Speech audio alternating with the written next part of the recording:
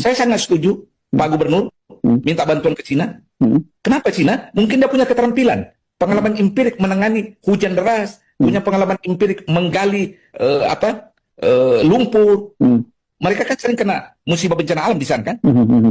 Jadi kalau Mas tanya saya, posisi saya sangat jelas. Rasa kemanusiaan itu untuk membantu sesama jangan kita tolak. Jangan. Inilah yang disebut human solidarity. Oke. Mualim benar. Mualim benar. Dan saya pernah buktikan ketika saya mengambil kebijakan keimigrasian, buka pintu Republik Indonesia kepada siapapun tanpa visa. Tanpa visa loh. Silakan datang. Ya. Dan alhamdulillah mereka datang dari berbagai negara membantu meringankan beban rakyat Aceh ketika itu.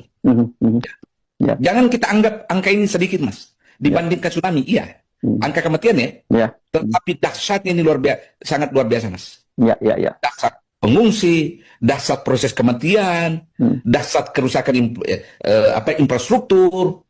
Dan ini masih panjang ini, Mas Arif. Betul. Ya, masih panjang ini. Panjang ini. Panjang sekali ini. Ini nanti ujung-ujungnya ini kan sakit. Sakit paru-paru lah, batuk, ya. Macam-macam ini implikasi medis. Jadi kalau ada orang lain yang mau datang membantu kita demi kemanusiaan, kenapa kita tutup pintu Republik ini?